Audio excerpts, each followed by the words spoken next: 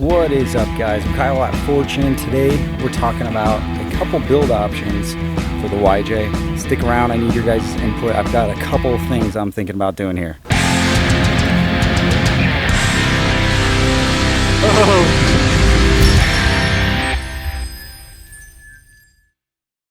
So, quick recap for those of you that might not have seen the first video. This is where we're at with the YJ right now. It's on Dana 44 axles, spring under, about 5 inches of lift between 2 in the springs and 3 in the body. And then we are on 33 by 1050s. The gears are 427 in the axles. The steering is all Y-Link. This is Chevy 1-ton tie rod ends. That's really cool, nice and strong, but we are starting to see a little bit of interference in that steering. The goal is to put 37s on this thing. The first thing I'm gonna do is try to put those 37s on with this current configuration, so to replace these 33s, see if it'll even fit like this. And then after that, we'll talk about the different options I've got, because the current setup for the suspension just isn't working well enough to keep.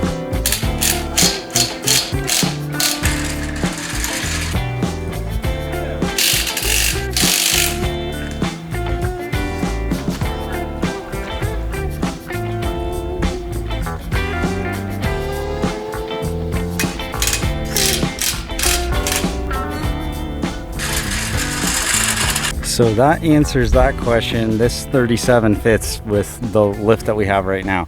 So this is the limiting factor right there. Maybe about 3.5 inches.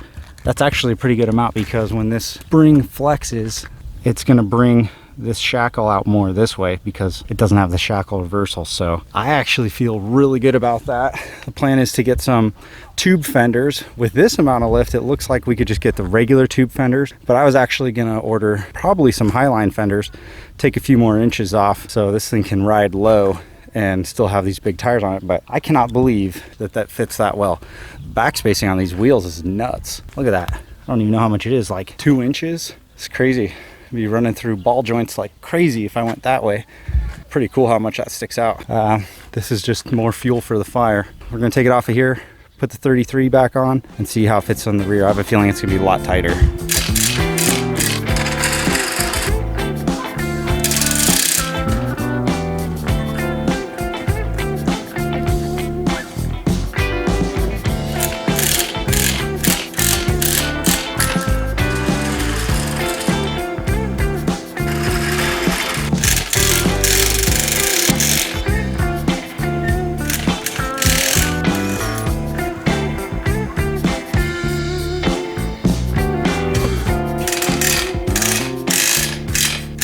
All right, so I am super surprised that this 37 fits on there. Not by a lot. You can see the issues right there. This rock slider Nerf bar thing is like 1/4 of an inch away from that tire.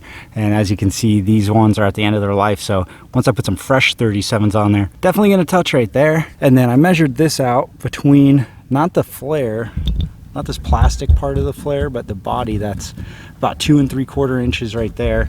And then in the back, this one is about 4 inches. So considerably more room in the rear. So if I was to cut this out, I can't really cut it out in the front, but I can cut it out back here. So I'm thinking maybe a stretch, a very small one, like 1 inch. If you look at where the gas tank is in relation to the rear axle, we can come back like maybe 2 inches on that gas tank. I think if I just come back 1 inch, that would put us pretty close to more centered in the wheel well, so we could run the tire without having to do as much cutting. Good God, I don't know if these are like some kind of dually wheel or what, but that thing is sticking out there. It's hard to tell in video, but it looks awesome with 37s on it.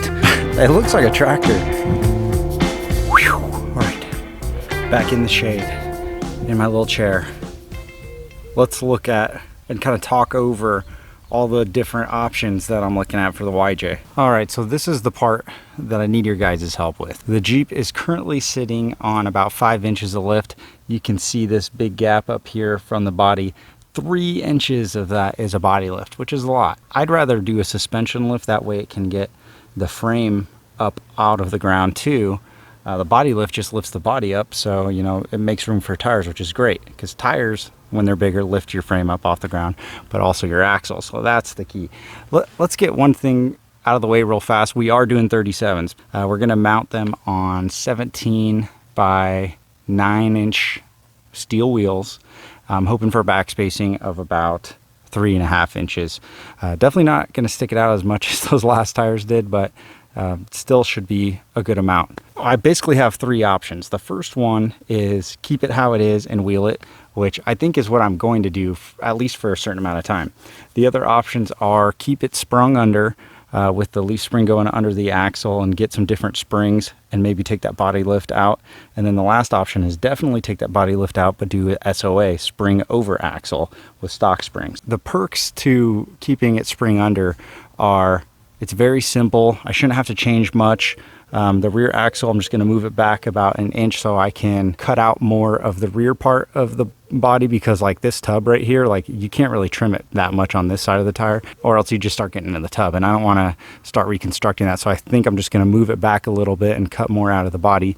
The front, I can't really stretch it because although the steering's set up very well, the drag link kind of goes and binds up with the tie rod already. We've kind of crushed one of our Zerk fittings, and we can't move that axle further forward in this configuration. Rubicon Express is a company that I really like. They make 4.5-inch spring under leafs that look like they flex pretty well, and we wouldn't have to change too much to run those because we already have the slip yoke eliminator, but we will need some new shackles most likely and the extended brake lines. It's nothing crazy. I don't even know if we'd need the drop pitman arm, honestly, because the one we have on there looks like it's working well with this steering. And that's pretty much all we'd have to do if we went that route. The issue is we know we're not going to get a good ride out of anything spring under, and we're not going to get as good flex as we could going spring over.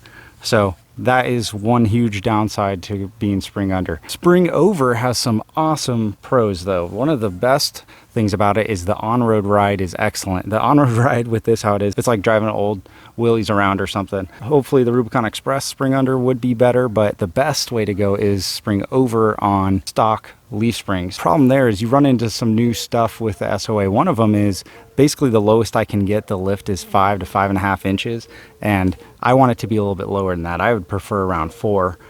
There's no way to really get it any lower. Another thing is in the rear, you start looking at some axle wrap down there, so we need a traction bar. That's a couple $100, but the biggest problem is in the front. The steering is going to go right where that spring is going to need to be, so we would need to get a new knuckle, at least on this side for the Dana 44, a flat top attachment to run the drag link so it can go on top. So between the knuckle and the arm, I'm guessing that's about $450. Then we need to build a new drag link. I'm guessing that's about $100. You know, this all adds up pretty quick. Definitely worth it and definitely cool, but do we need it? So I'm still working through everything. I'd like to hear what you guys think about these options. So type it down in the comments, shoot me a DM, whatever you want, and tell me what you think about the pros and cons.